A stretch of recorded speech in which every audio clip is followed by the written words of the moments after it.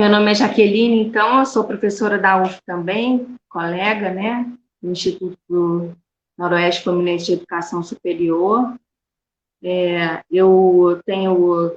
Sou uma mulher branca, cis, sem deficiência, cabelos ondulados pretos na altura dos ombros, visto hoje uma blusa preta com detalhes florais azuis, e ao meu fundo uma parede branca, palha, uma cor indefinida. Eu sou formada em Direito e em Filosofia, e cria aqui da UF também, né, como Gabriele. E, enfim, é um grande prazer estar hoje aqui, essa tarde, com vocês, para a gente conversar um pouquinho sobre o Decreto 10.502. E quero agradecer imensamente à professora Márcia, a oportunidade desse convite, à professora Lucília, a Gabriele e ao intérprete Rafael, né, por estar aqui conosco hoje. E se porventura, Rafael, eu falar muito rápido, né, você me chama atenção aí para eu apertar o pé, pisar no freio, tá bom? Agora sou eu. Meu nome é Lucília Machado, sou uma mulher branca, de cabelos castanhos escuros até o pescoço. Eu estou com óculos vermelho.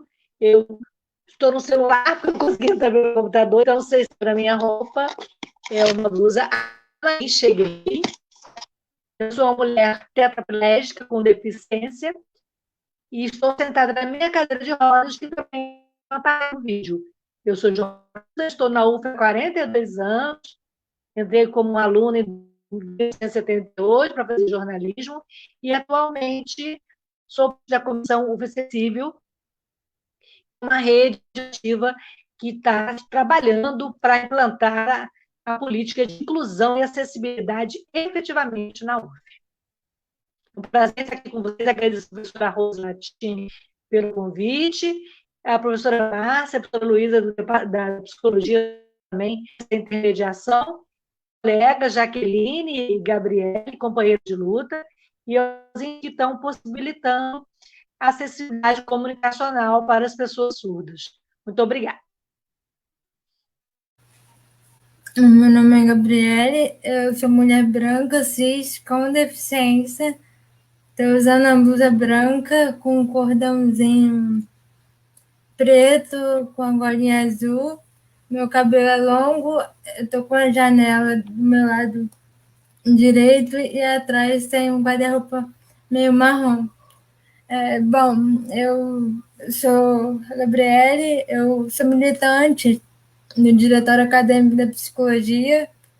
Eu tenho um trabalho lá de acessibilidade e inclusão, uma luta que eu tenho já faz 2 anos, que eu tento levar esse debate para o curso, para o Instituto, para coletivizar mesmo esses aspectos da deficiência. Para mim, estar nesse espaço é muito gratificante, porque eu estou sentindo que em muitos espaços meu trabalho está sendo valorizado, está sendo posto assim, né, para as pessoas, e isso para mim é muito importante, porque a deficiência só agora que está sendo de fato pautada, né?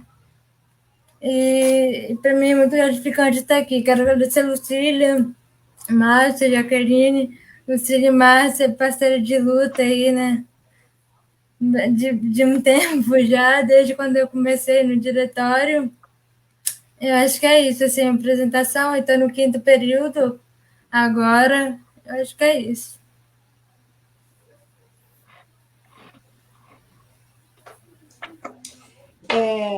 Queria, antes da gente seguir, fazer um agradecimento também à Salvadora Perrone, nossa parceira na informática, na tecnologia, para que a gente pudesse se encontrar aqui. E tivemos aí uns transtornos para que eu chegasse, mas enfim, eu cheguei. E me dou conta, escutando vocês, que isso aqui só tem crias da UF, então, né? Eu também fiz psicologia na UF, fiz graduação lá, e agora sou professora do programa de pós-graduação em psicologia, da graduação também. Ano que vem faço 29 anos de exercício de magistério. Em abril, faz 29 anos. Bom, eu queria começar perguntando a vocês, pedindo a vocês, né, que comentassem, na perspectiva de cada uma de vocês, por que, ou em que pontos vocês consideram, né, numa primeira rodada, que pontos desse decreto que versa, né, sobre uma nova, entre aspas, vamos falar assim, né, política sobre educação especial no Brasil, nova muito entre aspas, um retrocesso ao título da nossa mesa, mas quais são os pontos que vocês elencariam nesse decreto que são relevantes para a gente entender por que isso aqui é um retrocesso? Para cada uma de vocês, queria que vocês escolhessem um ponto para comentar a partir disso. Comece comigo, né? Primeiro eu quero dizer, né, enfim, me posicionar politicamente, ideologicamente em relação ao decreto, como, enfim, a minha formação também é em Direito e em Filosofia, eu faço uma leitura que é uma leitura pela inconstitucionalidade desse decreto, né? Então, não se trata de uma nova política, mas de um documento que é inconstitucional. Ele viola, basicamente, normas constitucionais, principalmente a partir de uma violação à Convenção das Pessoas com Deficiência, né? Especificamente o artigo 24, e não só, né? Ele traz uma série de questões para a gente pensar. Se tem alguma coisa de positiva, né, na instalação desse decreto, então, a promoção desse debate que hoje a gente tem.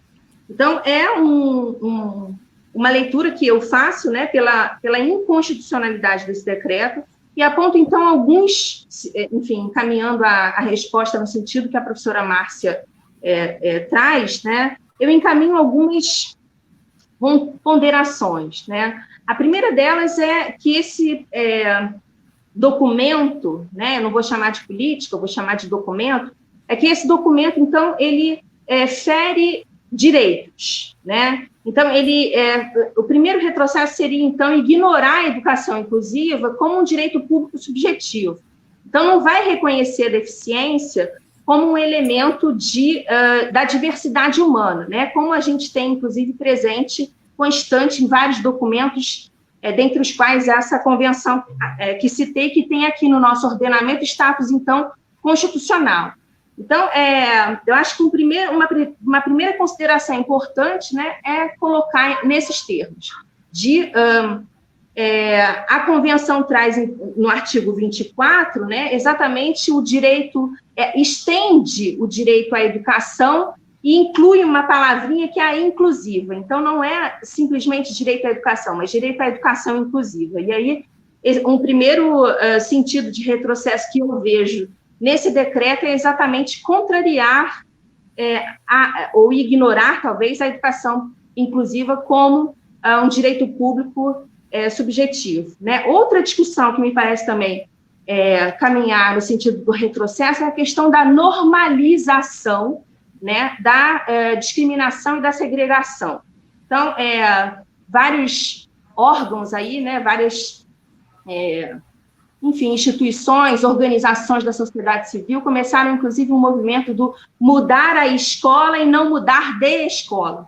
Então, me parece que esse é um ponto bastante interessante para a gente pensar, né, que a questão não é efetivamente quem está na escola, mas como a escola hoje se apresenta, né, no sentido de que embarrera, muitas vezes, a aprendizagem e a própria pertença dos estudantes nesse lugar por conta das barreiras, então, que são estabelecidas nesse processo de ensino-aprendizagem. Então, e isso leva, inclusive, a um resgate, talvez, e aí, enveredando lá por uma discussão do Foucault, aula 25, né, do texto do Foucault, em que ele traz uma noção de risco, né, e aí lembrando até que a gente tem, do passado, a ideia até eu vivi isso, né, na minha adolescência e infância, quando entrava alguém com síndrome de Down no ônibus, e eu, enfim, passei minha vida circulando de ônibus, né, e a gente tinha aquela impressão de que a gente ia sofreu uma violência, a gente ficava, de alguma maneira, incomodado, né? Então, era como se a pessoa com deficiência oferecesse risco. E, inclusive, até hoje, né, soube por uma colega que a Fundação Catarinense de Educação, inclusive, paga, né, enfim, adicional por conta do risco para os profissionais da educação que trabalham com pessoas com deficiência em sala de aula. Então, é algo também importante da gente pensar, essa ideia de risco, essa conotação segregadora, inclusive, em relação a quem é essa pessoa com deficiência, por que ela deveria estar tão distante, né, do universo que, enfim, nos é peculiar. Outro ponto de retrocesso, né, que eu percebo também, que, enfim, a partir de outras leituras e avaliações, fui entendendo, no sentido de que o atendimento educacional especializado, o AEE, né, ele não pode substituir o ensino regular. Então, eu acho que esse é um ponto também importante, né? Outra discussão que o decreto coloca, enfim, como sendo algo muito de fácil compreensão e que, na verdade, não é, né, um discurso até bastante apelativo no sentido positivo, é a discussão em relação à liberdade da escolha das famílias, né? Então, as famílias seriam aquelas que teriam liberdade para escolher se o aluno estaria, então, na escola especializada, que, de alguma maneira, é um resgate daquela ideia anterior de educação especial, de escola especial, né, que tínhamos antes de 2008, principalmente em alguns lugares, inclusive aqui na cidade onde eu moro, ainda tem escola especial. E aí é uma falsa sensação de escolha e liberdade de escolha, né? Porque o ensino, na verdade, ele é constitucionalmente obrigatório. Se fosse uma escolha livre, efetivamente, desde a base, então, a gente teria que a família escolher, inclusive, se optaria por uma educação no seio familiar, em casa, né, e uma educação escolar. E não é assim que a coisa funciona. Então, é uma liberdade que ignora, né, a necessidade de atentar para o cumprimento da legislação vigente. Então, você tem uma legislação que regula, por exemplo, a educação básica como obrigatória.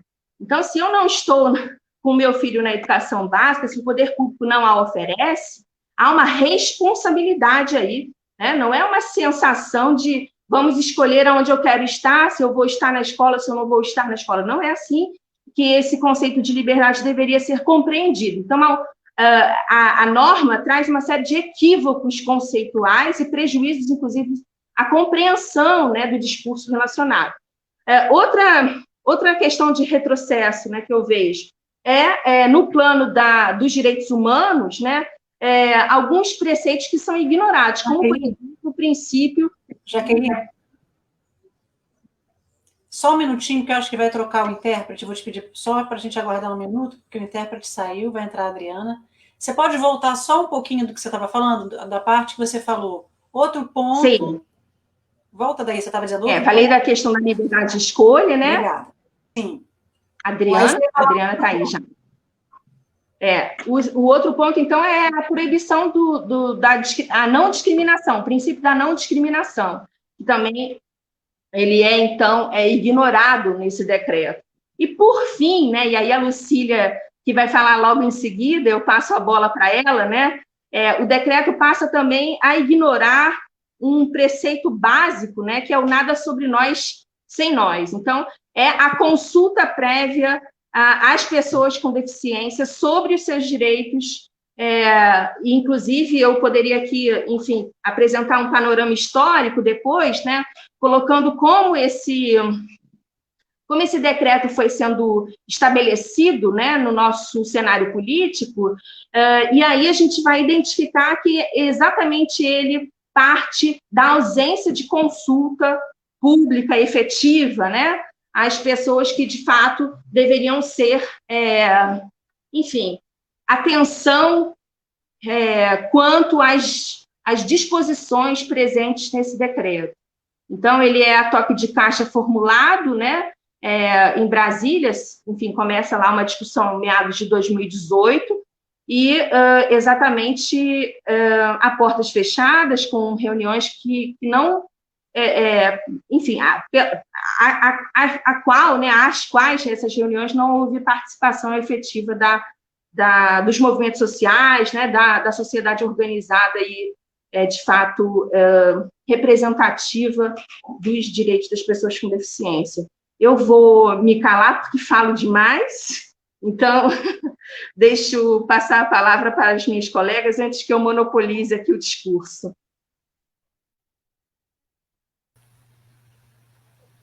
Vai, Lucília. É Lucília agora, né? Está com a palavra? Vai você, Lucília. Sou eu? Tá. Sim, você, Lucília, por favor. É difícil falar depois da Jaqueline, porque ela abriu um leque e colocou a situação que nós estamos, né?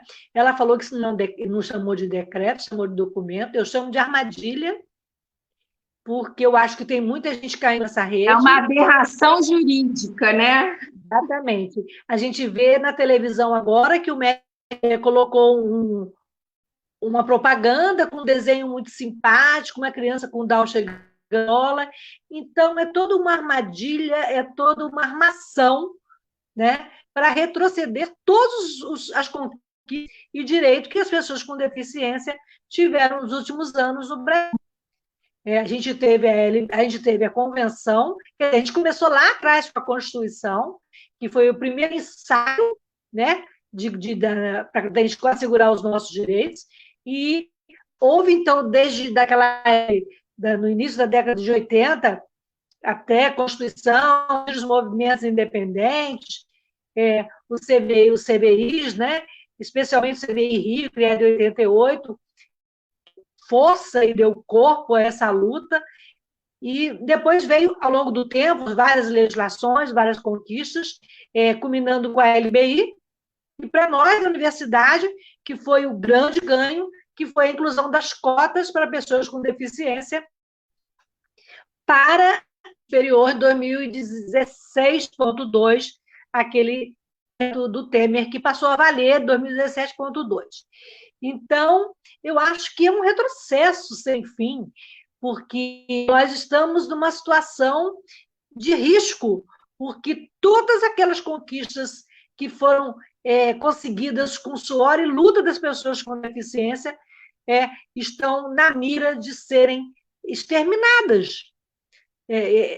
Outro dia, numa live, alguém falou assim, esse decreto foi ótimo para os surdos.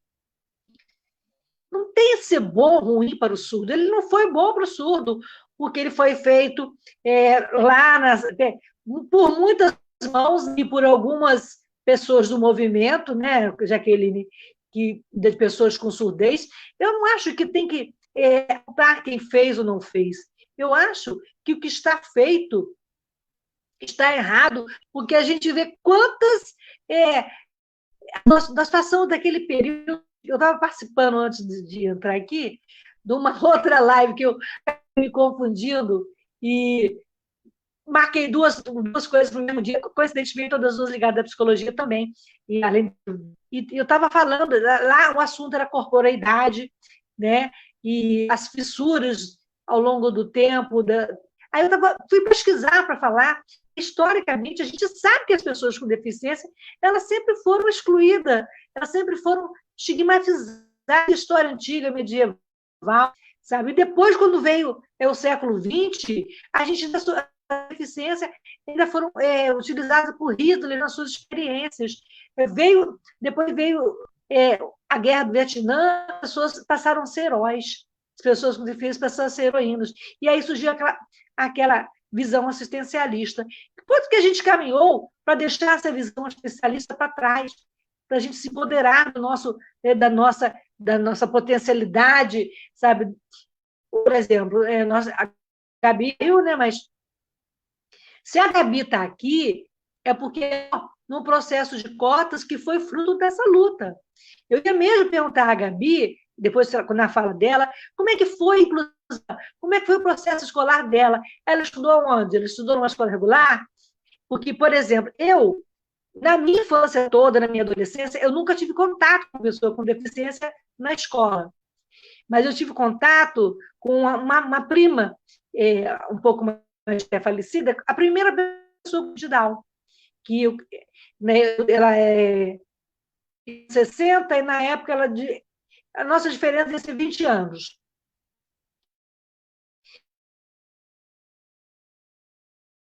Não ia para a escola, porque a gente morava no interior, ela morava em Miracema, no interior do estado do Rio, pertinho de Pada, vizinho de Pada, né, Jaqueline? Você imagina, Miracema nos anos 40, 50, né? Então, assim, mas eu via a qualidade daquela minha prima, minha mãe, que sempre foi professora, hoje está com 97 anos, 98, a minha mãe, ela desafiava, ela tentou alfabetizar essa minha prima, que se chamava Lenisa, levava a Lenisa para a escola, e a minha tia tinha vergonha da minha prima. Então, assim, mais tarde, essa foi a primeira pessoa com deficiência que eu tive contato. Mais tarde, na universidade, eu tive uma colega de turma que tinha uma sequela de mobilidade reduzida, que na época eu nem percebi. Percebi assim, eu via que ela tinha uma física, mas não fiz nada, e nada aquilo me tocou. Porque, na verdade, eu só fui acordar para as questões das pessoas com deficiência, aconteceu comigo. Então, assim, a escola, assim, e as pessoas, você vê, a necessidade da gente trazer essa discussão, não adianta achar que as famílias vão escolher. Também ouvi outro dia, e concordo com a afirmação de que as ditas especiais, o Benjamin Constant, as Pestalozas, a Paz, elas funcionam também como em período integral. Então, a pessoa vai para lá de manhã, come, bebe, dorme, faz fisioterapia. Então, para a família, entre aspas, um aconchego, mas assim, mas não é uma realidade. Porque quando ela sai ali, ela encontra na primeira esquina a diferença, o confronto. E está provado que o mais saudável, o mais dífero para as pessoas é essa interação.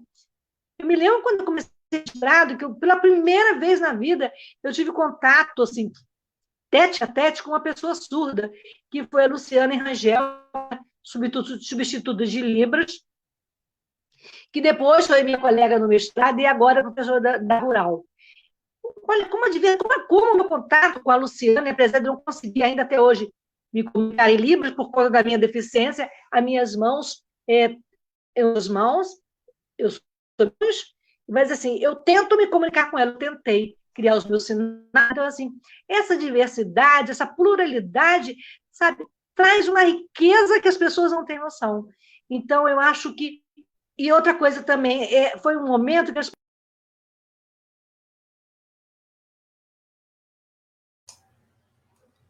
Acho que a Lucília caiu, né, gente? Eu acho que sim. Sim, eu não a vejo. Acho que voltou alguém e saiu. Voltei. A Lucília estava... Assim, hoje as entidades, as associações se revoltaram contra o decreto, se reuniram, mas a verdade é o seguinte, foi só naquele momento. Cadê o movimento? Cadê a luta? O decreto foi de 30 de setembro, né? Quase 2 meses depois, e parou. Ninguém mais falou nada. Quer dizer, nós estamos aqui hoje falando, que ótimo, obrigada, Márcia, obrigada, Rose, obrigada, Gabriele, e os nossos colegas. Nós estamos aqui lembrando que a gente precisa fazer alguma coisa.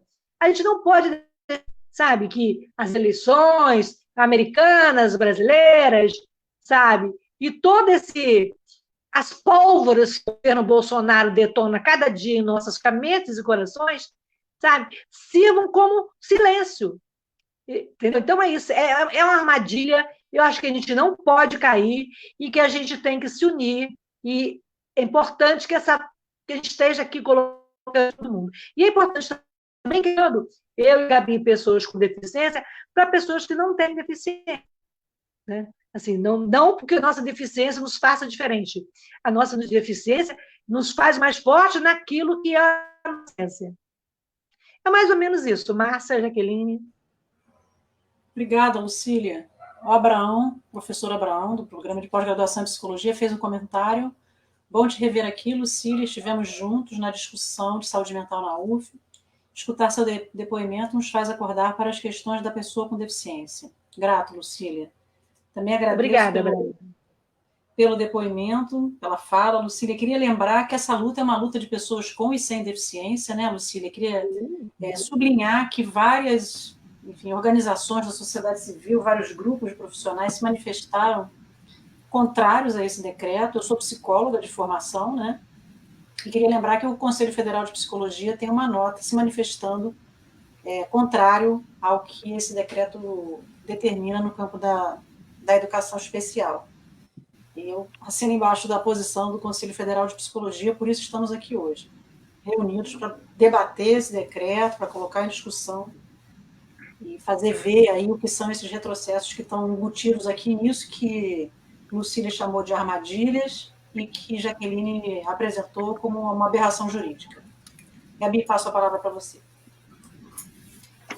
Difícil até falar depois delas, falaram coisa muito importante.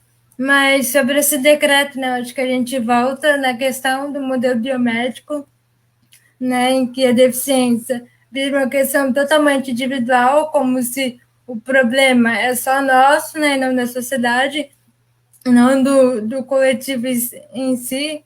E que eu acho importante ressaltar que esse decreto, né, feriu totalmente, né, a Lei Brasileira de Inclusão, a LBI, porque foi justamente o que a Jaqueline trouxe, né, do Nada Sobre Nós Sem Nós, que foi um decreto feito por, creio eu, por homens e mulheres cis, por normativa, principalmente, né, a gente vive numa cultura também patriarcal, com dominação masculina, então acredito que até as mulheres possam ter sido apartadas, né, desse processo.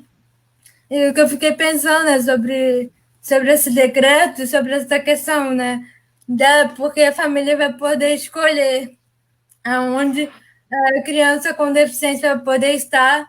E eu falo aqui, né, porque não se trata de escolha, aí trazendo um pouco, né, da implicação que o Ciro me trouxe. Eu tive amigos, convivi com uma pessoa com deficiência durante o meu processo, assim, até o ensino médio. A questão da inclusão não foi bem sucedida, porque eu vivi numa cultura totalmente embranquecida, em que a deficiência era muito invisível. Eu desconhecia, assim, minha própria identidade até, não sabia muito o que estava acontecendo. Mas sobre a questão de escolha não se trata. A mãe obrigatoriamente vai colocar o filho com deficiência, né, nessas escolas que se chamam de especiais, que deveriam ser inclusivas, mas para complicar a situação, colocaram escola especial inclusiva, entendendo inclusão como se fosse uma coisa fácil, de só pegar e ajeitar a criança, né, o adolescente, as pessoas com deficiência dentro dessa institucionalização. Isso é uma maneira que fere radicalmente, politicamente, tudo que a gente entende, tudo que a gente lutou, né, pela deficiência, é um retrocesso muito assustador e, ao mesmo tempo, né, como eu comentei, que eu vivi nessa cultura em que a minha identidade era invisível, me fazia ter um próprio desconhecimento, mas com que também muitas pessoas com deficiência não se engajem tanto na luta. Então, esse desconhecimento da sociedade sempre apartar, né? Sempre excluir as pessoas com deficiência. E eu fico pensando também, né? Se a gente está pensando, né, se a gente entende como uma sociedade coletiva em que a gente tem mulheres, brancos, negros, enfim, essas minorias todas, a gente tem que pensar que a deficiência, né, perpassa todos os grupos minoritários. Isso quer dizer que vai ter crianças com deficiência negra dentro desse processo, vai ter mulheres dentro desse processo. Então, eu acho que é tudo de uma cultura mesmo que é favorecida de uma cultura totalmente patriarcal, capitalista, e o governo Bolsonaro, né, está usando isso muito para gerar essa falsa inclusão, enquanto que a gente deve ficar com o problema, né? Essa falsa inclusão é se abster do problema, como a sociedade vão voltar a nos ver e já nos veem, né? Como se a deficiência fosse uma questão nossa. Então, é isso, a inclusão está sendo como algo de se abster, e não de lidar com a situação, não de promover a diversidade e a inclusão. Eu acho que é muito importante, pensando nisso, a gente, com os sem deficiências, nos unir. Assim, eu acho que esse espaço promove muito isso, né? De estar junto, de pautar a deficiência, falar, não, isso realmente é um retrocesso, a gente não pode fazer com que isso deixe acontecer. E sobre a propaganda, né, que a Lucília trouxe, eu vi ela uma vez, e é isso, o que eu percebi é encaixar dentro da caixinha é muito mais fácil do que promover diversidade, inclusão, em que todos se responsabilizem afetivamente pelas questões de deficiência. E com esse decreto, né, a gente vai voltar numa ideia de que sociedade, você não tem nada a ver com isso. Então, é um retrocesso muito, muito, muito pesado para as pessoas com deficiência, para gerações que vão querer também ocupar espaço, né? Como eu sou cotista, eu falo muito que eu só entrei na UF por direito dessa cota.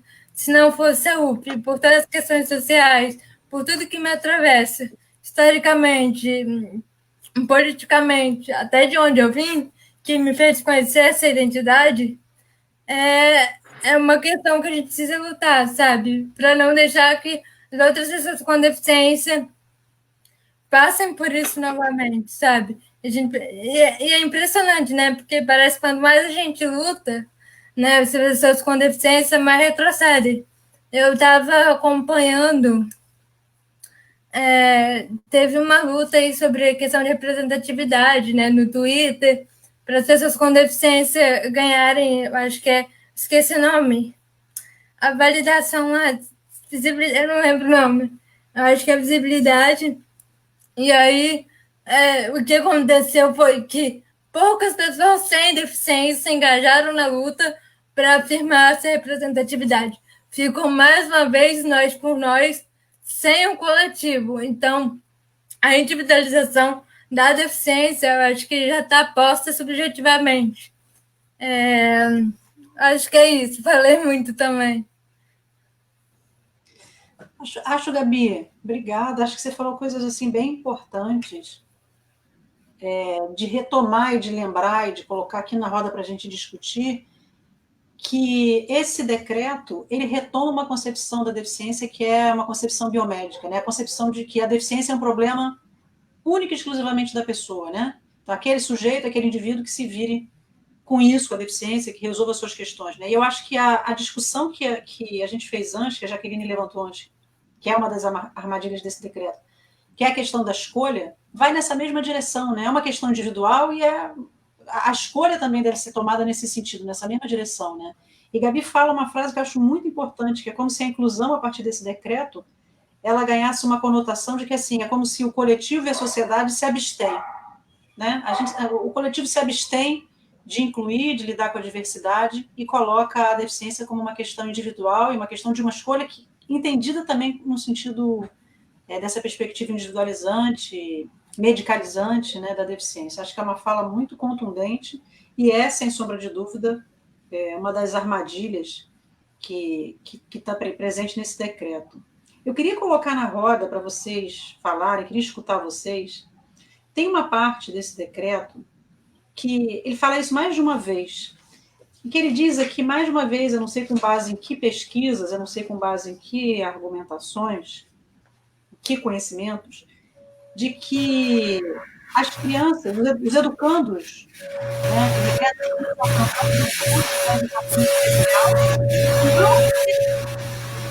no seu desenvolvimento são incluídos. Então, o decreto ele tem uma argumentação em torno disso também, né? A educando, quando incluídos. Da onde vem essa afirmação? Eu queria escutar vocês, acho que Jaqueline, Lucília, escutar também Gabi. Falhou um pouquinho, Márcia, você pode repetir? Ele tem uma argumentação aqui, ele tem uma argumentação no decreto, que está em mais de um artigo, em que ele fala que o decreto foi construído porque existem os educandos que não se beneficiam da educação inclusiva. Para esses educandos que não vão se beneficiar da educação inclusiva, então, a educação especial. Eu entendo que isso é uma outra armadilha que está presente aqui nesse decreto, e eu queria que vocês comentassem isso. Acho que a Lucília tem uma trajetória imensa de luta pela inclusão no ensino superior. Queria que você falasse um pouco disso também, sabe, Lucília? Desses anos de luta que você tem nesse campo aí da inclusão da pessoa com deficiência no ensino superior. Mas o que é isso?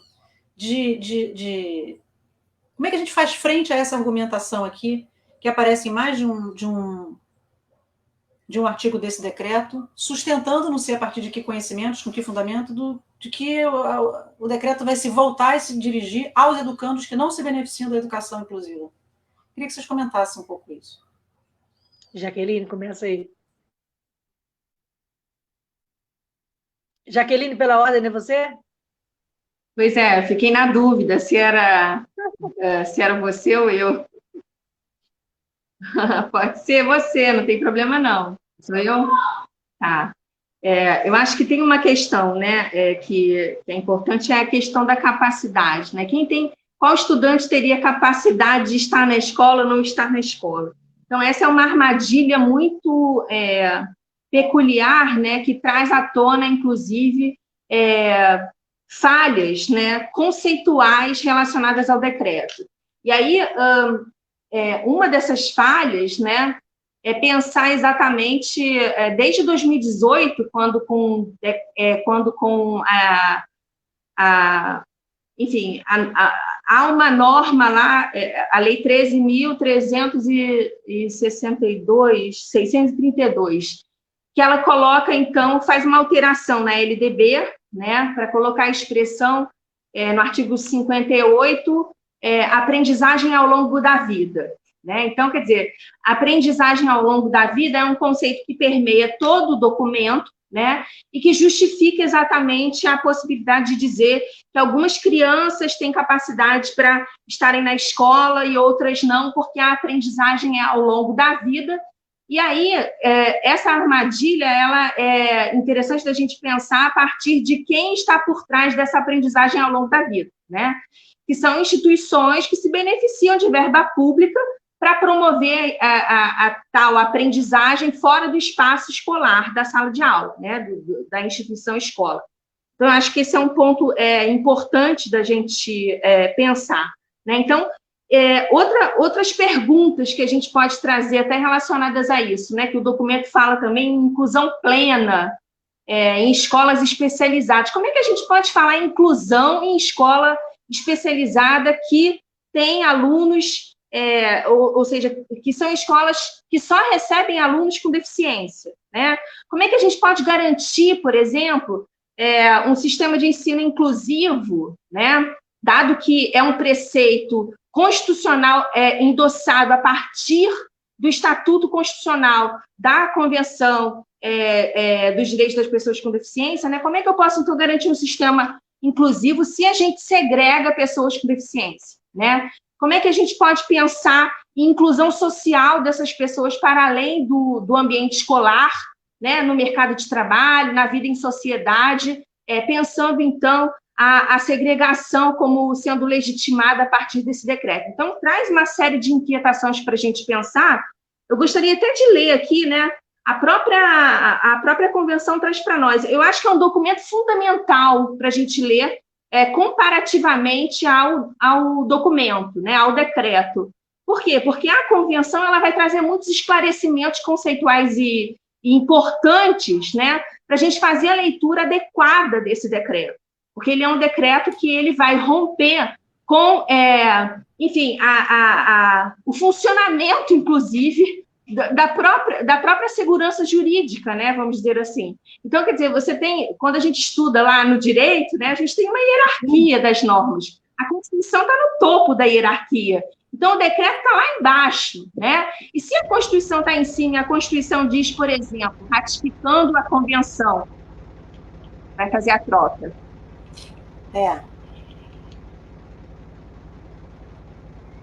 Pode trocar, Posso continuar? Pode continuar, mas antes de você seguir, só queria lembrar, acho tão importante você trazer o documento da convenção, só para lembrar que no Brasil a convenção tem um estatuto, né, de emenda constitucional. De né? norma constitucional. Exatamente aí. Era exatamente aí que eu ia chegar, né? A gente tem uma hierarquia, a Constituição ela está no topo, decretos, enfim, lá na base, e a Convenção, ela a partir da emenda 45, ela foi ratificada em 2008, né, como norma constitucional. Então, a gente tem no topo hierárquico do nosso ordenamento jurídico a Convenção com o status de norma constitucional. Então, o processo legislativo, por isso que eu digo que é aberração jurídica. É aberração jurídica porque você não tem como validar um decreto que se coloca na contramão da própria Constituição. Então, isso é algo fundamental, né? E aí eu chamo a atenção em relação a essa sua pergunta para o artigo 2º da Convenção, que diz que a sociedade precisa se encaminhar no sentido não capacitista. Então, há uma vedação, né, pela Constituição, que é nossa norma constitucional também, da discriminação por motivo de deficiência. Então, não tem como você, por exemplo, pensar em escola especializada, repaginando as escolas especiais antigas, né? Porque uma coisa é a escola especial funcionar como um apoio, né? Mas não é substituindo a escola regular que ela vai, de fato, promover a inclusão. Ela não pode ser o principal espaço, né, de ensino e aprendizagem desses educantes com deficiência. Então, quando a gente fala que alguns estão mais aptos que não, que alguns estão legitimados a estar num lugar ou não, é mais uma das armadilhas para a gente, inclusive, desviar a compreensão adequada do atendimento educacional especializado, né? Que ele é um apoio efetivo ao ensino regular e não é substitutivo do ensino regular. Lugar de estudante é na escola regular, né? Então, é a escola que, segundo lá a declaração de Juntinha, é a escola para todos. A gente não fala nem de fato em inclusão, porque hoje aqueles que defendem, né, o decreto, eles fazem uma contraposição também equivocada entre inclusão total e educação inclusiva, como se fossem porta-voz da educação inclusiva, e todo o resto do mundo, né, que é contrário, são aquelas pessoas que defendem a tal inclusão total com base num texto da NCE. E, inclusive, se a gente for perceber... Ai, droga, caí. A gente te escuta, Jaqueline. Está me escutando? Então, se a gente... porque eu estou no celular e o celular está desligando. Mas, de todo modo, me parece que é algo importante da gente pensar, né, em relação à aptidão, né, em relação à capacidade, e aí a gente vai entrar... A Gabriele estava falando em relação ao desgoverno, né? Então, a gente vive hoje um momento político que é de polarização, né? E a polarização, ela se faz, inclusive, na hora de conversar sobre esse decreto. Então, quando a gente está pensando em inclusão, a gente tem que pensar numa cooperação, num espírito de solidariedade, não num espírito de confronto, né? Então, me parece que toda a sociedade ganha quando há pessoas com deficiência e sem deficiência convivendo no espaço escolar. E a vida em sociedade depende disso também, né? A pessoa com deficiência vai ter que estar também no mercado de trabalho, na sociedade, em outros espaços. E, enfim, a segregação não pode ser legitimada, enfim, eu poderia ficar aqui horas falando, inclusive a partir da própria convenção, né? Enfim, comprovando como há equívocos conceituais importantes nesse documento, né? e que são, assim, um discurso encantador, né?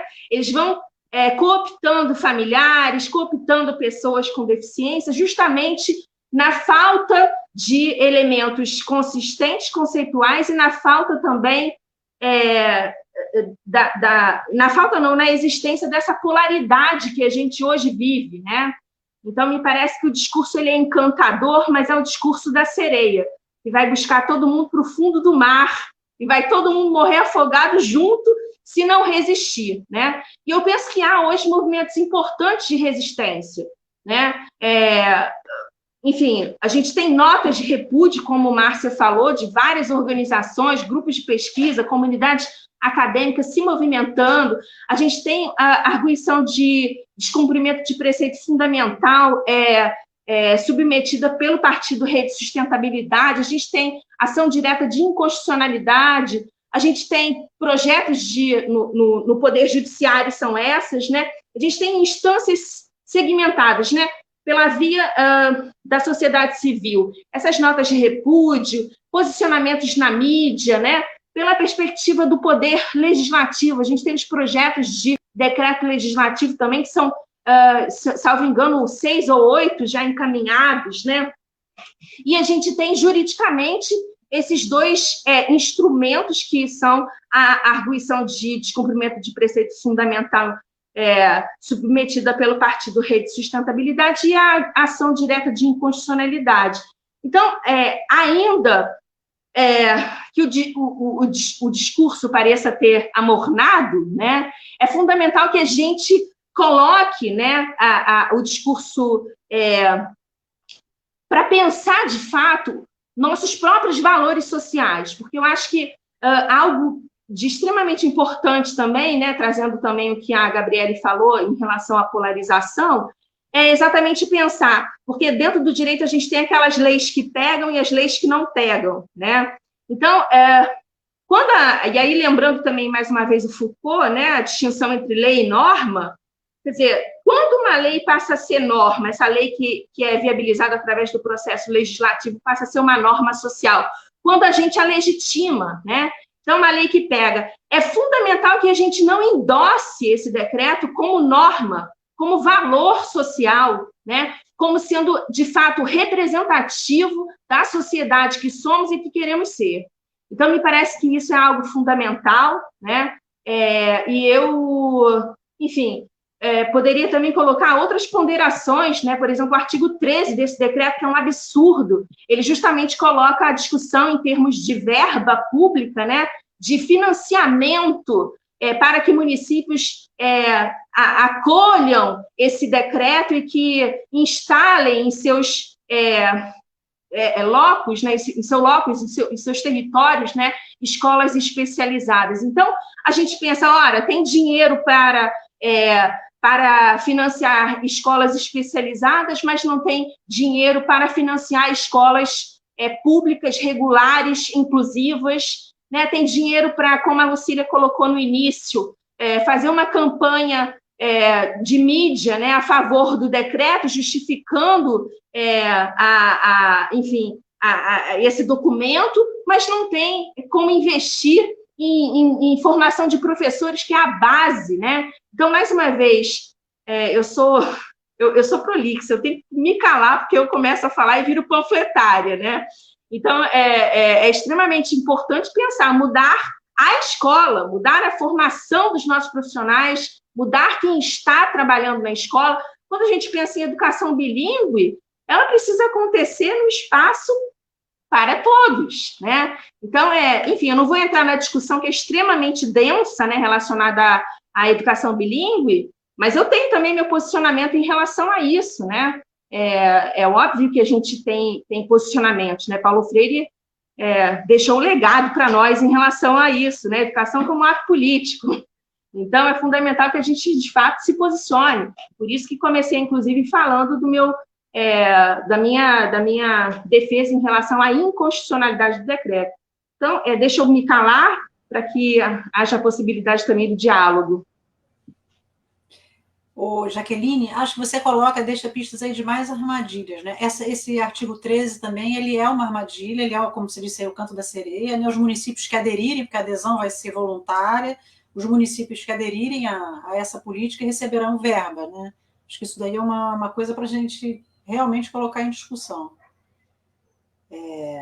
Queria lembrar também, o PPG-PC está colocando aqui, a escola pública nunca será democrática se não incluir pessoas com deficiência. Linda fala, Jaqueline. Militância e conhecimento andam juntas. Parabéns, Luiz Oliveira, coordenadora do PPG de Psicologia, falando contigo. Queria ouvir Lucília. Eu queria só colocar, Márcia, queria só colocar uma coisinha, né, que é em relação ao que você falou, né? A família tem direito de escolher, né? Em qual escola esse aluno vai estudar também, né? Então, é como se, de fato, a gente tem uns espaços e esse espaço é o mais adequado para o meu filho estar. E aí a família acha que, de fato, ela está escolhendo entre coisas iguais, né? Entre, de fato, uma escola regular inclusiva, que tem a potencialidade para acolher o seu filho com deficiência, e uma escola especializada. E, na verdade, você está comparando círculo com quadrado, né? São coisas diferentes. Quando você, de fato, tiver uma escola regular, inclusiva e capaz, né, de romper com as barreiras, né, que sejam barreiras, então, à aprendizagem desses estudantes com deficiência, aí sim você vai estar falando, aí você vai poder escolher outra coisa, né? O que a gente precisa, e aí eu estou longe de dizer que a política de 2008 é perfeita, né? O que a gente precisa é a revisão. O que, inclusive no início, né, lá em 2018, quando se começa a pensar a respeito do decreto que saiu em 2020, o discurso era no sentido da atualização, né? Então, a atualização da política. A atualização, ela é necessária, né? A gente tem só aí 10 anos, 12 anos de política vigente. Então, só a LBI demorou 15 anos para passar a viger, né? Por conta de discussões. E você quer me fazer crer que em 2 anos você consegue tirar um documento que é representativo e capaz, então, de substituir a política anterior, né? Há muito pouco tempo para isso também, né? Então, as famílias estão comprando aí um discurso e conceitos e perspectivas que, mais uma vez, são vazias, né? Desculpa, enfim, tomar novamente a palavra. Ótima fala, Jaqueline. Obrigada. Eu queria lembrar que alguém aqui comentou de fazer uma comissão aqui nesse encontro, para fazer uma nota de repúdio. Só queria dizer que o Conselho Universitário da UF aprovou uma moção de repúdio a esse decreto, uma moção que a Lucília assinou, né? Foi o Instituto de Psicologia assina, o Diretório Acadêmico da Psicologia também assina, foi aprovada no Conselho Universitário. Vai, Lucília, fala aí. Depois da Jaqueline fica difícil falar, são tantas falas importantes e tantos embasamento, né, que a gente fica...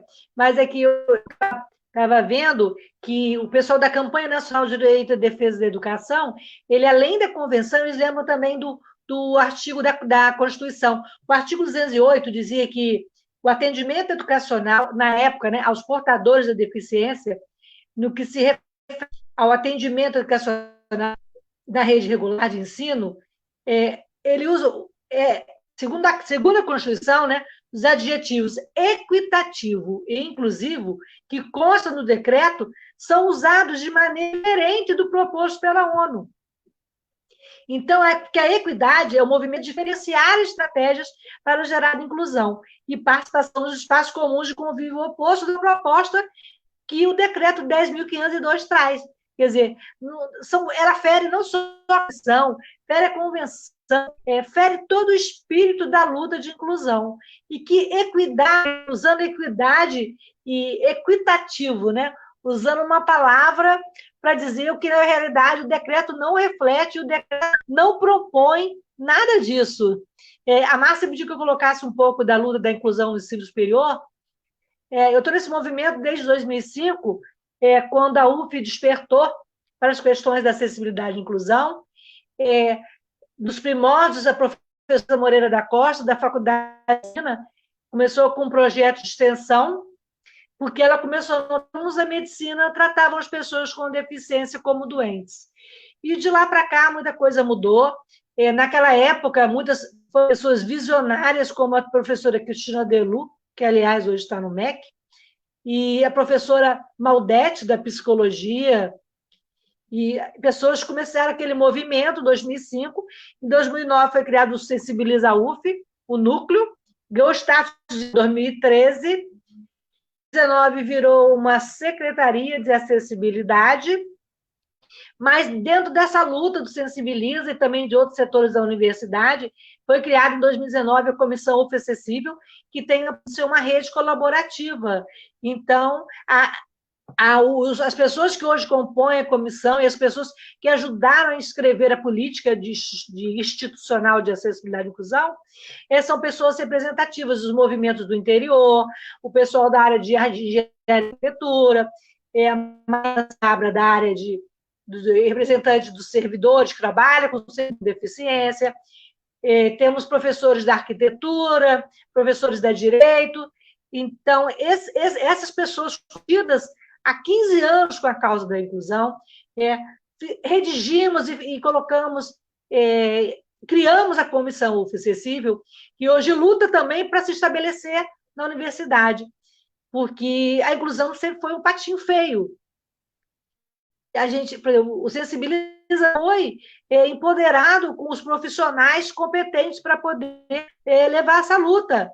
Era sempre um coordenador, a equipe dos intérpretes de Libras que não são suficientes nem para atender a graduação pós, e os bolsistas, e a gente teve sorte de contar com muita gente potente, interessada, as alunos, como a Natália, que criou, estudante de pedagogia, que hoje faz parte da comissão, que criou o coletivo de alunos com deficiência, que ajudou a criar a direção do CE, que hoje, pela primeira vez na história da UF, tem uma pasta de acessibilidade e inclusão, mas tudo é muito difícil, porque, assim como a gente voltando lá na escola básica, não tem investimento mínimo em capacitação nas tecnologias assistivas, as pessoas chegam na universidade pensando que vai ser o paraíso, e não é.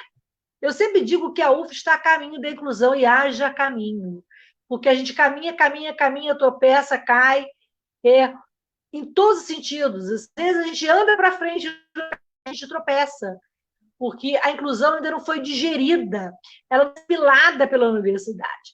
A inclusão tem que parar de ser uma coisa, uma luta só da Lucília, da Jaqueline, da Márcia e da Gabi. Eu ouvi uma vez uma fala de uma professora da universidade, não sei se foi da Paraíba, e ela dizia que é o seguinte: a inclusão tem que começar na putaria até a reitoria. Acho que ainda sociedade, e esse decreto, não pensa que não bate, não. A gente tem pontos culminantes que vão ir no calo das universidades, no calo da inclusão do ensino superior.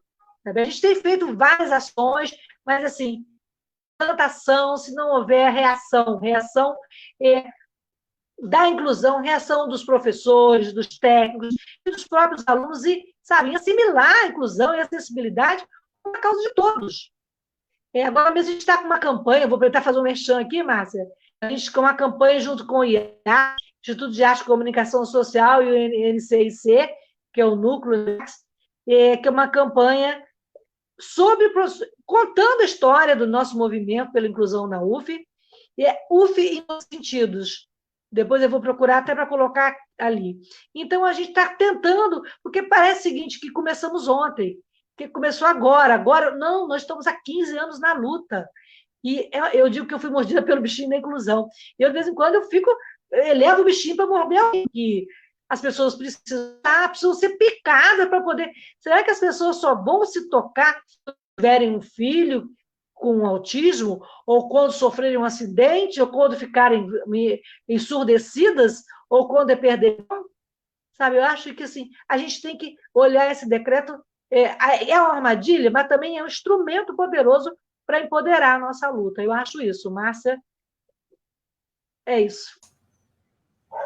Obrigada, Lucília. Acho que você fala de uma armadilha também que está presente nesse decreto que perpassou a fala de vocês, que é o uso dos significantes, né? Que parece que são usados deliberadamente para confundir.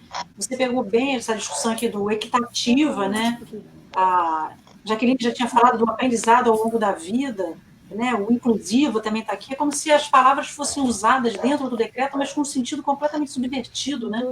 É preciso a gente dizer isso também, alertar isso também. Porque isso é outra armadilha, outra casca de banana que tem nesse decreto.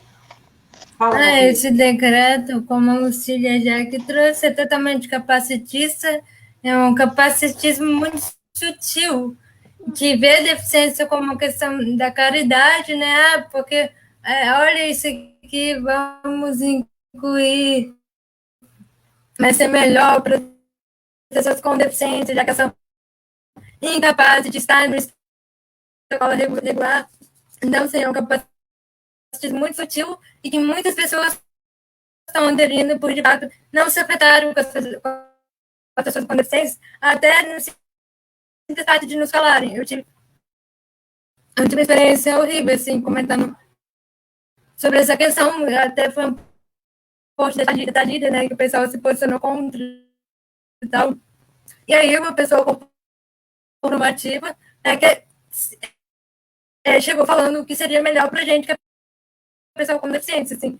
Então, assim, no sentido que seria melhor porque a pessoa com deficiência é melhor porque seria mais inclusiva realmente, porque é uma questão de coletividade dentro. Então, tipo, são argumentos bem perversos. Vai fazer a troca? Deu uma falhada na sua fala, para mim deu uma falhada no que você disse, Gabi. Volta um pouquinho no porquê que são argumentos perversos.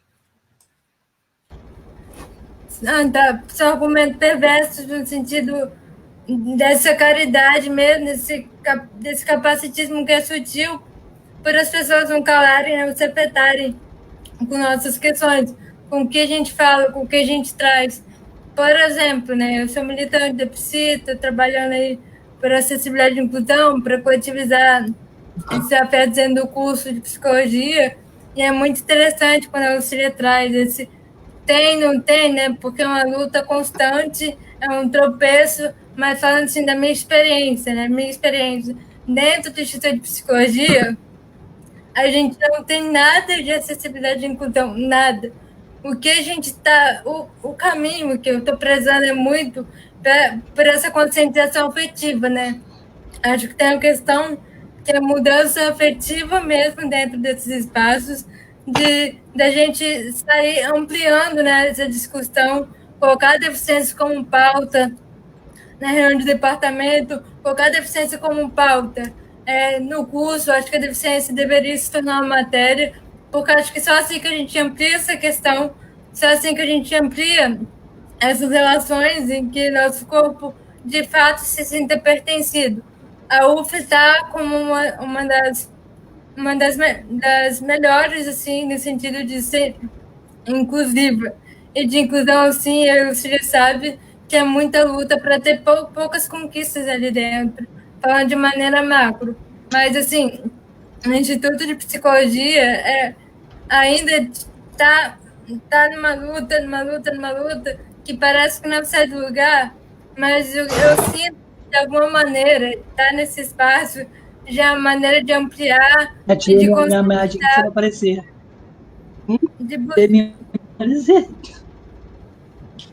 Lucília, acho que seu microfone está ligado aí.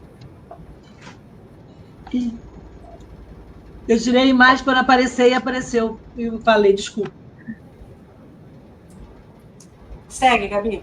Está nesse espaço? Está nesse espaço, isso, sabe? Acho que a gente coletivizar os afetos de deficiência, a gente construir um corpo acessível para lidar com diferença. Eu acho que das pessoas corpos normativas e com marcações, é preciso construir um corpo acessível, é preciso engajar na luta. Muitas pessoas talvez não engajem, porque tem aquele conceito de lugar de fala, né? E aí muitas pessoas deixam de falar junto com a gente. Eu não sei se é por medo, se é por insegurança, mas trazendo um pouco do que a Lucília já falou, o que falta é isso, luta, coletivo, para que a gente, pessoas com deficiência, se sintam pertencidos.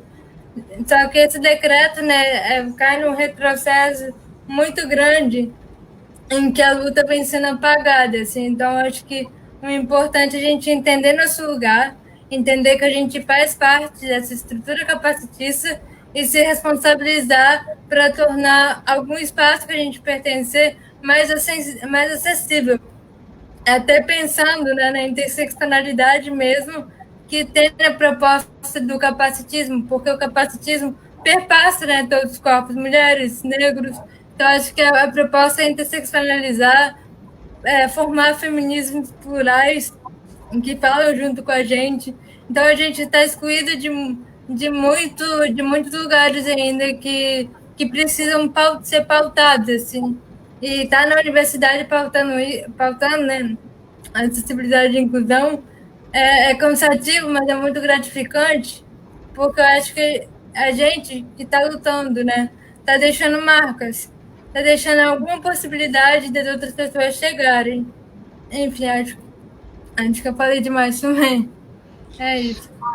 A Tamires fez um comentário aqui, Tamires Brion, dizendo que não se escuta muito a falar de política pública de inclusão no ensino médio e no superior. Acho que Tamires tem razão, e essa fala, né, de Lucília, com esse histórico todo de luta pela inclusão na UF, de Gabi agora, ainda que a luta continue, né, mas assim, tem uma história, tem um percurso trilhado aí.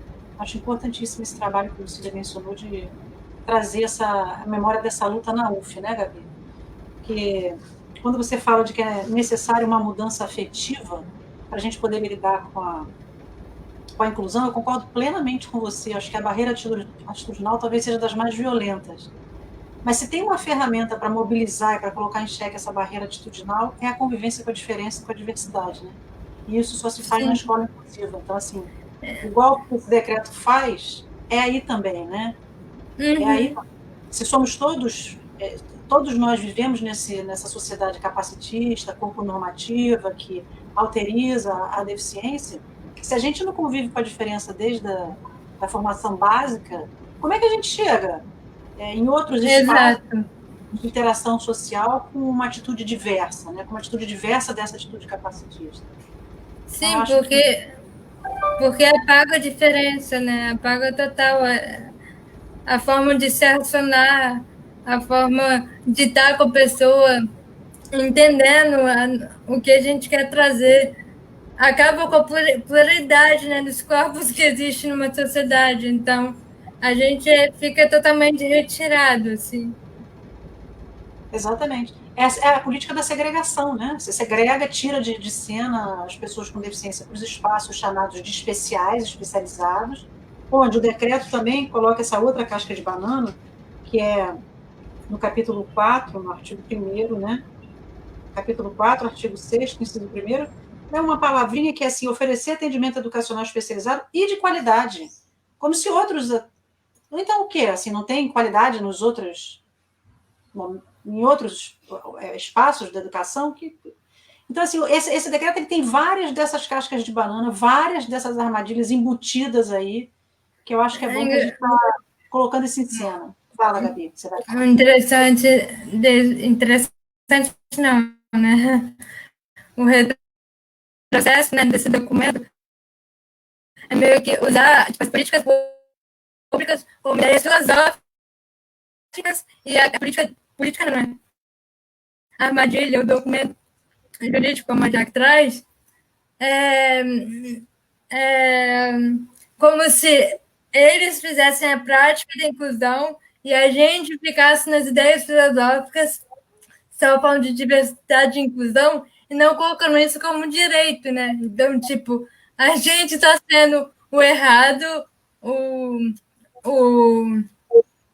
anormal, né, dessa questão, enquanto não, eles são da prática de inclusão, porque, sabe, então, esse documento traz muito isso, da gente estar nessa ideia filosófica de diversidade e inclusão e não prática. O que eu saquei lendo um pouco desse documento foi isso, de como desvincularam, né, de como invertiram não é totalmente o que a gente tem de diversidade e inclusão, assim.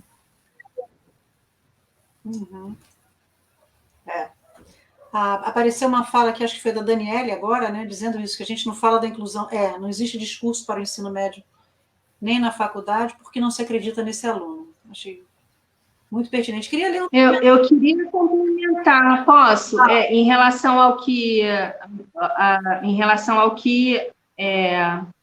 eu não li o nome da pessoa que fez comentário, né? Passou rápido para mim. Mas em relação ao... Então, não existe discurso para o ensino médio e nem na faculdade, porque não se acredita nesse aluno. Eu não sei nem se é só essa questão de crença, né? Mas é uma questão também da... e aí eu fiquei com a sensação de que eu não respondi muito bem a pergunta que Márcia fez anteriormente em relação às crianças, né, capacitadas para estarem na escola ou não.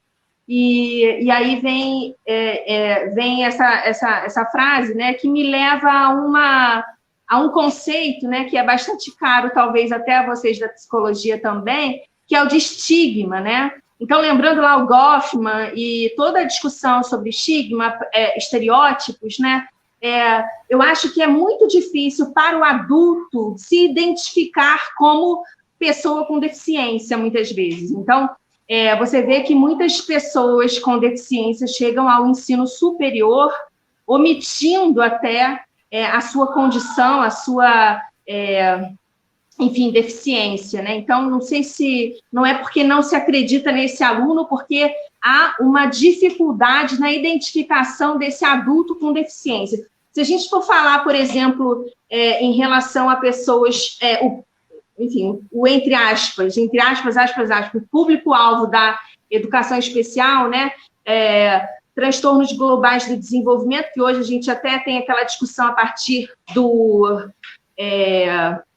DSM-5, né, e a inclusão do TEA, do transtorno global do desenvolvimento dentro do rol do transtorno de espectro autista e tudo mais, mas se a gente for parar para analisar, é difícil até para esse público-alvo, por exemplo, as pessoas com altas habilidades de superdotação, se classificarem, se identificarem como pessoa com deficiência. Então, o conceito de deficiência, ele ainda, infelizmente, e mais ainda com o decreto, se coaduna com o modelo médico de deficiência, como a Gabriela inicialmente falou, né? E vai de encontro, mais uma vez, à convenção que faz exatamente uma ruptura nesse discurso e que e promove um avanço, né? Potencializando, como a própria Gabriela falou, perspectivas até feministas, né? Que rompem, que transgridem dentro do próprio modelo social com o imaginário nosso que temos relacionado ao que seja ser alguém com uma deficiência. Então, eu acho que essa discussão conceitual parece, enfim, não muito produtiva, mas ela é fundamental, porque é exatamente a partir dela que a gente pode promover rupturas, inclusive, em relação aos valores que são encampados pela sociedade, né? Então, que estereótipos, que estigmas, esses conceitos todos estão aí permeando, né? Quem é o normal, quem não é. Então, são discursos. E aí, lembrando também o Foucault, né? E a gente precisa, de alguma maneira, fazer escolhas, né? E atuar como uma frente de resistência em relação a esses discursos que muitas vezes são hegemônicos, mas que não são efetivamente a melhor alternativa para, enfim, o funcionamento inclusivo da nossa sociedade. Porque inclusão não se restringe, né, ao escopo da educação. Quando a gente fala em inclusão, a gente está falando de algo que é muito mais ampliado, né, do que simplesmente pensar na educação inclusiva. A gente está pensando na inclusão em vários outros espaços. Então, é pensar num modelo de sociedade que encampe a inclusão e que é processo, né? Ela vai, enfim, alguém falou no início que vai, enfim, tá aí netos e bisnetos e a gente não vai, de fato, ter alcançado, né, essa sociedade tal qual a gente gostaria, mas é um processo e a gente precisa atuar como frente de resistência. A Salvadora colocou aqui para a gente um comentário da Ana Paula Venâncio, tem um monte de comentários aqui.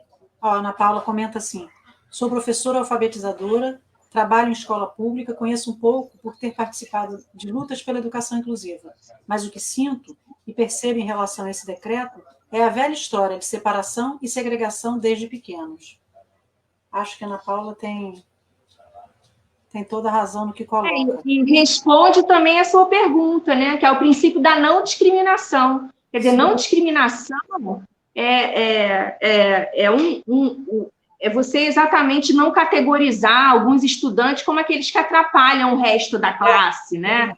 Como aqueles que não deveriam estar naquele lugar, né? Porque há um espaço adequado para eles. Então, distorce, inclusive, quem que deve estar ou não no sistema de ensino inclusivo, né? Então, é um decreto que se auto-intitula equitativo, inclusivo, e que, de fato, na prática, é só a segregação, né? Ele só promove a exclusão e a segregação das pessoas com deficiência e justamente vai de encontro a princípios constitucionais, princípios básicos endossados e ratificados pela Convenção, né? Gente, queria que a gente comentasse, bota de novo para mim, salva esse comentário que você colocou. A Ana Monique Jó fez esse comentário, acho que seria bacana a gente pegar essa fala dela. Os professores de realidades que conheço não são preparados para receber alunos inclusos. Não há preparação para isso. Vamos comentar um pouco isso que a Ana coloca para a gente? Como vocês quiserem aí se organizar para falar, mas eu acho muito importante pegar essa fala da Ana. Jaqueline? Eu posso começar, então. Eu estou monopolizando a palavra aqui. Estou me sentindo até um pouco constrangida. Mas que eu fico bastante... Não, você tem que falar, é ótimo.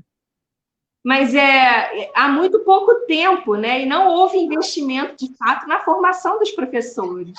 Então, me parece que essa é uma discussão fundamental, né? E que passa, inclusive, por uma revisão de valores por parte dos próprios professores relacionados à forma como eles produzem as suas próprias aulas, seu plano de aula, né?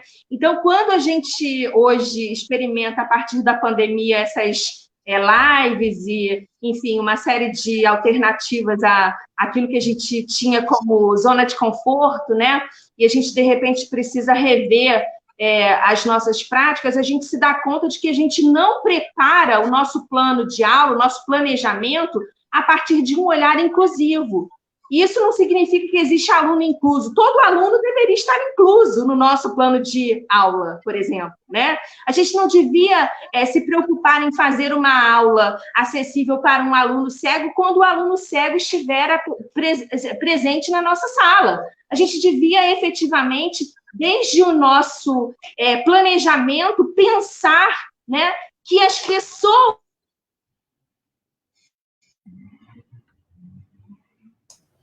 Jaqueline congelou um pouquinho aí. São compostas da diversidade humana.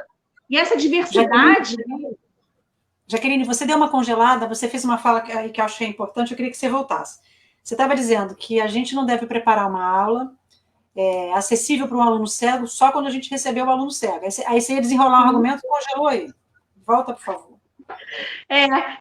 Me parece que é fundamental pensar na diversidade humana já no planejamento, né? No planejamento de nossas aulas. Então, quando a gente está organizando o nosso material, as nossas, as nossas aulas, os nossos temas, a gente tem que pensar que a gente vai dar aula para pessoas e não para uma deficiência, né? Não é por uma deficiência intelectual que você vai dar aula, não é por uma surdez que você vai dar aula, você vai dar aula para o João, você vai dar aula para o Heitor, você vai dar aula para a Maria, né? Então, são pessoas, e eu acho que a partir da mudança do olhar que temos, né, relacionado a nós próprios e as nossas ações, ao nosso planejamento, quando a gente começa a pensar em fazer autodescrição, quando a gente começa a se preocupar em ter um intérprete de Libras, quando a gente não sabe Libras, mas a gente se preocupa em ter o mínimo para acolher o nosso aluno surdo, nosso estudante em classe surdo, né? E que a gente tenha minimamente a possibilidade de acolhimento. A Gabriele trouxe a palavra afeto, né? A gente vai ter uma live até em que a gente vai discutir essa pedagogia afetiva e inclusiva. Então, fundamental uma comunicação afetiva que seja capaz, ainda que eu não saiba Libras, mas que eu tenha capacidade de pensar essa aula, né? Me relacionando com o intérprete, acolhendo esse estudante que é surdo. Enfim, me parece que as rupturas, elas são extremamente agressivas, né? Violentas, porque elas passam por uma revisão muito subjetiva de cada um de nós enquanto profissionais, enquanto aqueles agentes de transformação social. Então, quando a norma traz uma série de preceitos de não discriminação, será que a gente se pergunta, né? Ora, eu estou, de fato, desenvolvendo um plano de aula que é não discriminativo, né? Porque, na verdade, para quem eu faço meus slides? Né? Quando eu estou ali organizando a minha aula, quem é que vai assistir a minha aula? Eu penso, se a pessoa vê aquele vídeo que eu, enfim, achei top de linha para passar na aula, eu penso, né, em quem, quando eu estou planejando a minha aula. Eu acho que rever, se ocupar de modificar o pensamento em relação a quem é o nosso estudante, a quem é esse tal aluno incluso, né, público-alvo da educação inclusiva. O público-alvo somos todos nós, porque assim como nós, enquanto professores, precisamos aprender, os estudantes, enfim, independentemente das suas características, precisam ocupar esse espaço e precisam ser acolhidos dentro das capacidades e potencialidades que têm. Então, é uma discussão inicial que foi levantada aqui em relação às barreiras que são atitudinais, né? Então, revisão também da nossa própria forma de nos comunicarmos, de organizarmos a nossa linguagem inclusiva, né? Desculpa. Ô, Jaqueline, eu acho que você tocou num ponto que é tão importante, né? A gente já está chegando para o final, mas eu não posso deixar de comentar quando você fala da gente planejar as nossas aulas pensando que a gente vai lidar com a diversidade, né? Com corporalidades diversas. Isso precisa estar no nosso planejamento na partida. E eu acho que a gente pensa, a Gabi, acho que falou um pouco disso, né? Não sei se foi Gabi, Lucília, vocês falaram que às vezes é mais fácil colocar na caixinha, então eu vou fazer descrição porque eu tenho um aluno cego, eu vou colocar Libras porque eu tenho uma pessoa surda.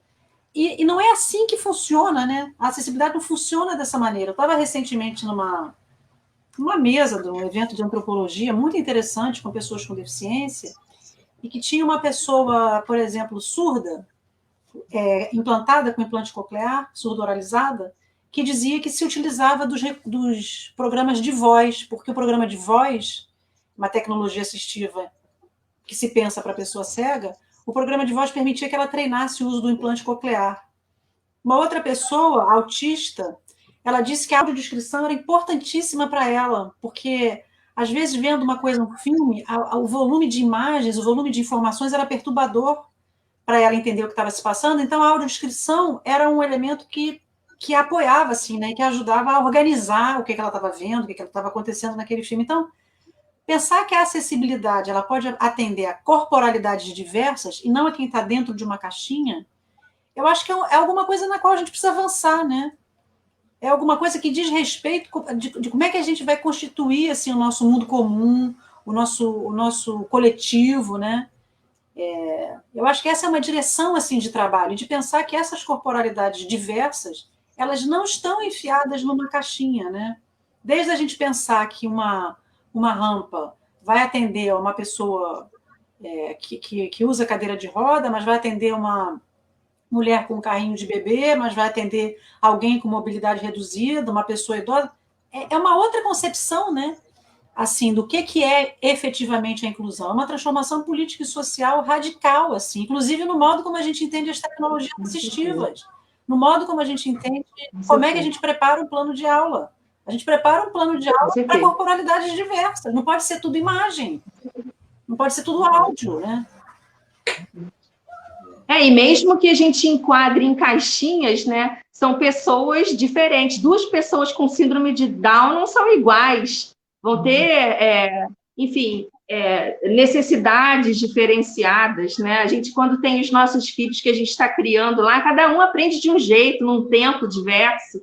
Então, é algo para a gente pensar desde a origem, desde o planejamento. Eu acho que isso, para mim, é muito básico e a gente não se dá conta do quão básico é essa demanda, né?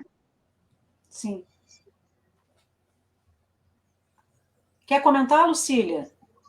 Não, eu queria só complementar falando que é o seguinte, sonho com um dia em que a gente não vai agradecer ao professor por ele adaptar uma prova, em que a gente não vai, pelo amor de Deus, a engenharia e a arquitetura que faça o banheiro acessível, e que a gente reze para o intérprete aparecer numa aula.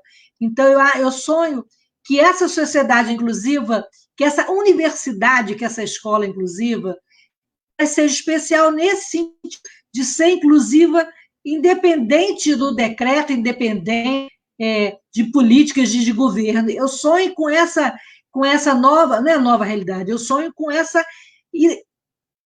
proposta, né, de que a inclusão não seja minha, não seja a sua, e não seja da Jaqueline, mas que seja de todo mundo. Uma coisa importante também que eu estava lembrando aqui, estava olhando aqui, é sobre a permanência. A gente não pode deixar de pensar que é a permanência do aluno, porque também não adianta, tanto na escola quanto no ensino superior, inclusão não é ter um aluno com deficiência na sala de aula. Isso é mais um número, isso é para contabilizar. Adianta, entendeu? Temos 500 alunos com deficiência na UF, temos inclusão real, temos todos incluídos, os professores são preparados.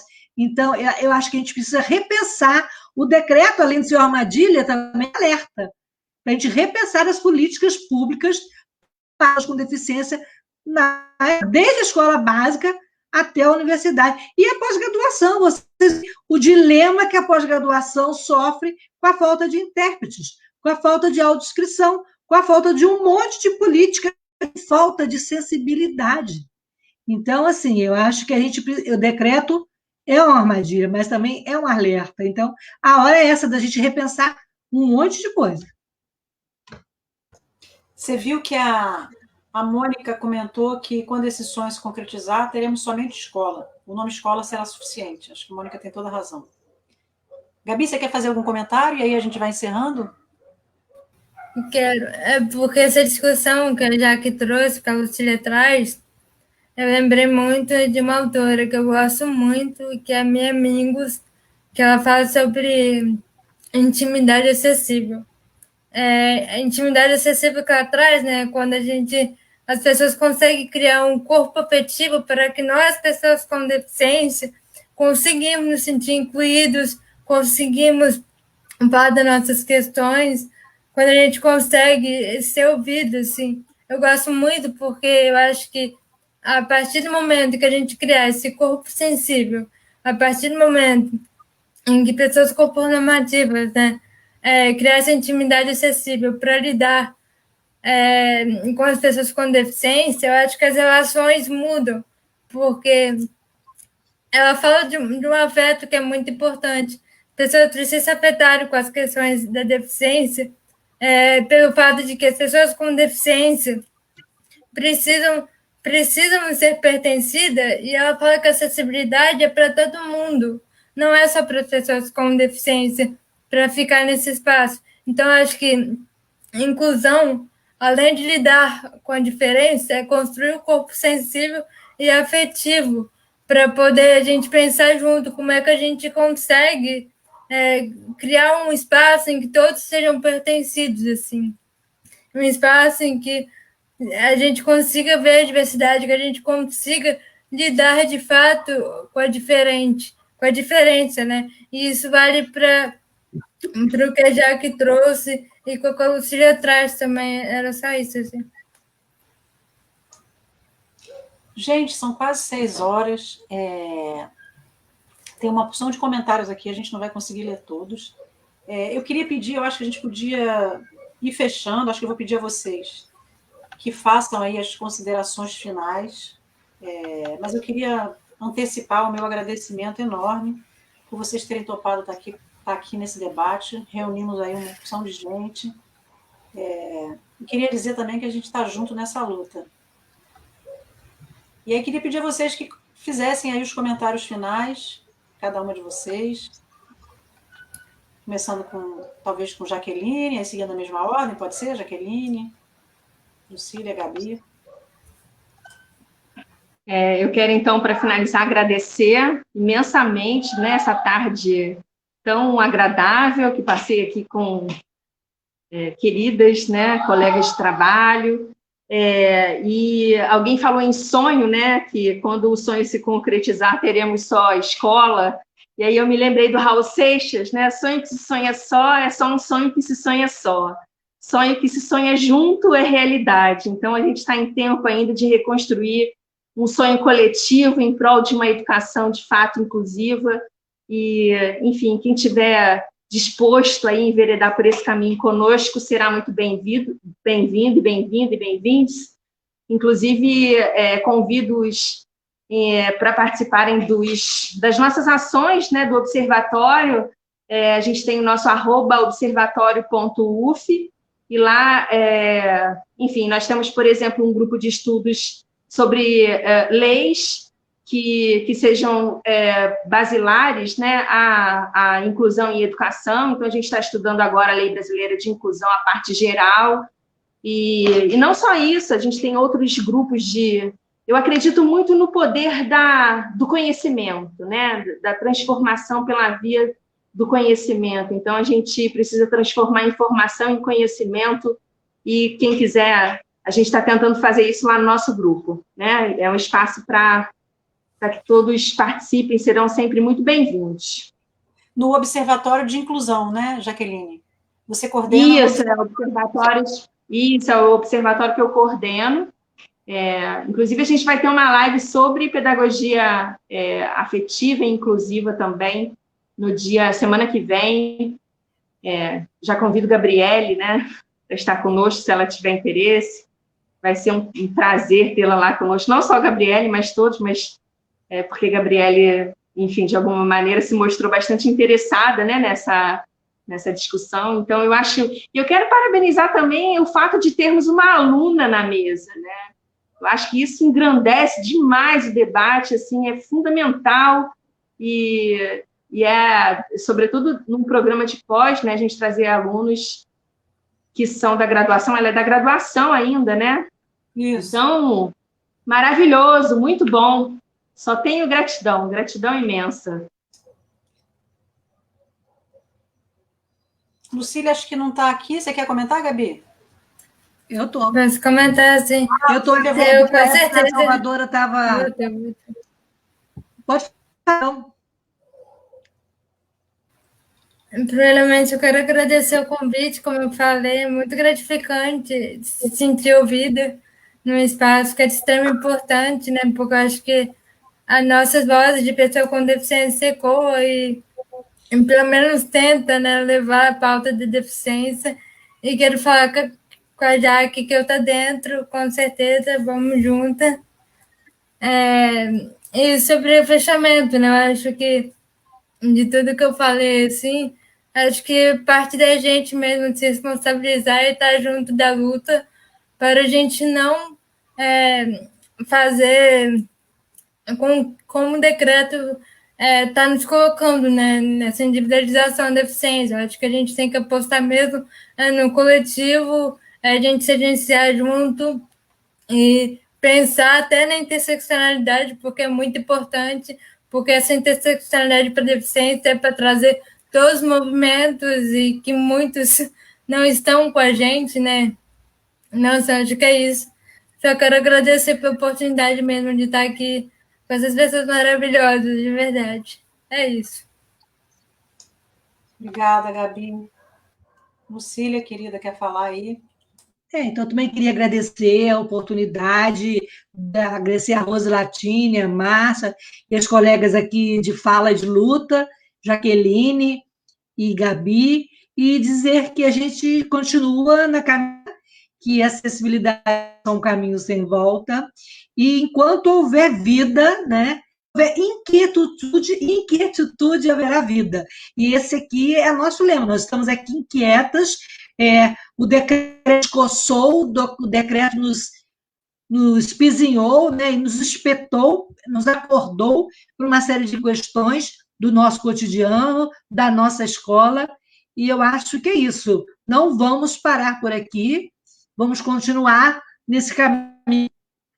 É isso. Quando houver inquietude, haverá vida, haverá luta e a escola para todos. É isso. Márcia, muito obrigada também, e ao pessoal do backstage aí, a Salvadora, pelo apoio, e seguimos aí nas discussões. O decreto está na pauta e nós estamos na luta. Obrigada, Lucília. Eu acho que é isso. Eu queria encerrar também fazendo um agradecimento muito especial às professoras Rose Latini, coordenadora do programa de pós-graduação de ensino em Ciências da Natureza, e a professora Luísa Oliveira, da pós-graduação em Psicologia da UF. Esse é um evento que se dá em parceria, e eu acho que se tem uma coisa que ficou presente aqui para a gente, é que a gente está parceiro nessa luta. Como diz Lucília, enquanto a gente estiver inquieta, tem vida e tem luta e tem resistência, assim. Eu acho que tem um ponto que a gente não falou diretamente, mas que perpassa esse encontro, que é o lugar da universidade nessa luta. A universidade está sob ataque, né, do governo federal, a gente sabe disso. Não tem sido fácil manter as nossas escolhas democráticas pelos nossos dirigentes, né, eleitos no voto. O governo tem ficado a revelia da nossa consulta eleitoral, rompendo uma prática de décadas, né, de respeito às decisões que a comunidade toma. Assim. Então, a universidade está sob ataque em diversos aspectos. Estou falando esse mais recente, por conta do que aconteceu nas universidades na Paraíba e no Rio Grande do Sul, muito recentemente, mas em outras universidades. Eu acho que a gente não falou diretamente qual é o lugar da universidade nessa luta pela inclusão, mas talvez porque a nossa prática aqui já diga disso, né? A universidade está produzindo conhecimento sobre as práticas de inclusão, a universidade está produzindo pesquisa, atividade de extensão, atividade de ensino, e seguindo na formação por uma sociedade mais justa, mais democrática, mais inclusiva e mais afeita, né, à diversidade das nossas corporalidades. Assim, eu acho que a universidade é um ator político e social nesse processo aí, importantíssimo, fundamental para a consolidação das políticas de inclusão assim, no Brasil. Então, queria dizer que talvez esse pudesse ser o tema de uma outra live, mas o fato da gente se reunir aqui para discutir, desde o título, né, os retrocessos desse decreto, já fala do papel da universidade. Então, a gente segue na luta, e é bom saber que tem parcerias, que tem companhias, que ninguém aqui está sozinho, que ninguém solta a mão de ninguém. E eu queria agradecer também a essas pessoas todas que se reuniram aqui conosco e ficaram até o final. É isso, queridas. Muito obrigada, Salvadora, obrigada ao Departamento de Libras. Professora, posso falar uma coisa rapidamente?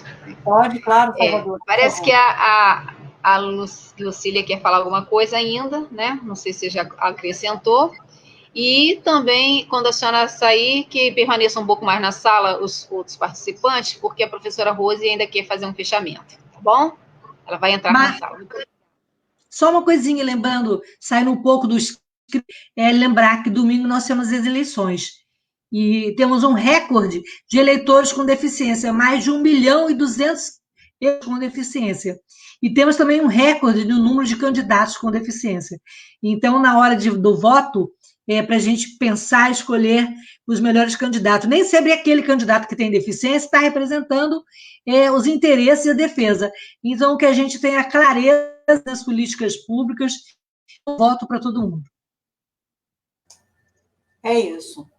É isso. Queridos, então eu me retiro. A Rosa vai entrar. Tá aí.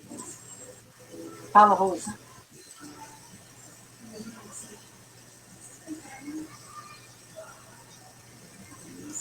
Rose, querida, você já está na sala, pode falar. Já estou. Não, acho que dá para você ficar, Márcia, obrigada. Gente, eu estou maravilhada, assim, né, com as nossas conversas hoje, né, e com essa tarde, né, maravilhosa que a gente... Já estou. A gente te escuta bem, Rose, pode seguir. A gente está te escutando e você já está na sala.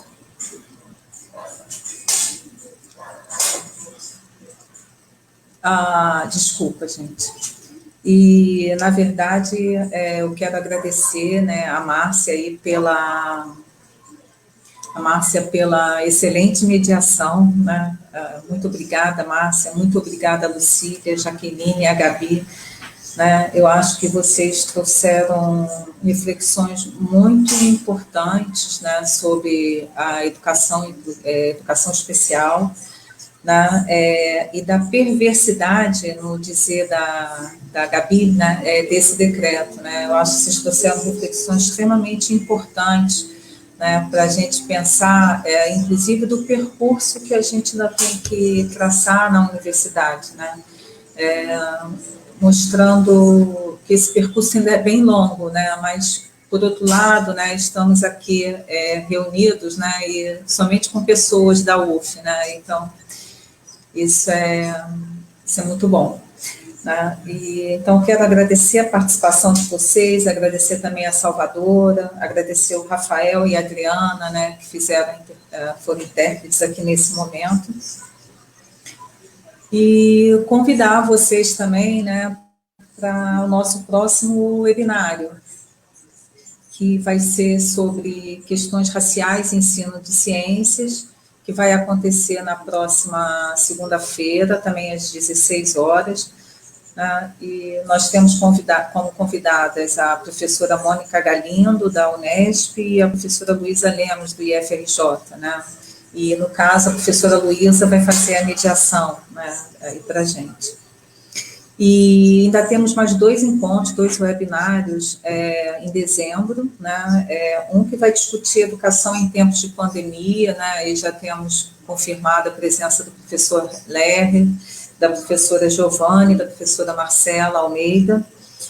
E no dia 16, né, a gente vai apresentar alguns produtos educacionais para o ensino de ciências, né, com a participação aí dos nossos egressos. Então, assim, mais uma vez eu agradeço a participação de todas vocês, agradeço ao público que ficou aqui com a gente também até agora, trazendo questões tão importantes aqui para o debate. Né? Então, muito obrigada mesmo, tá? Pela tarde aí que nós tivemos, tá? Um abraço e boa tarde, já quase boa noite aí para todos. E um até breve. Oi? Um até breve, porque a gente se encontra na luta. Já. É verdade, um até breve. Um até breve. Tchau, muito obrigada a todas, hein? Um abraço. Tchau, gente. Gente, boa noite. Tchau, boa Tchau. noite.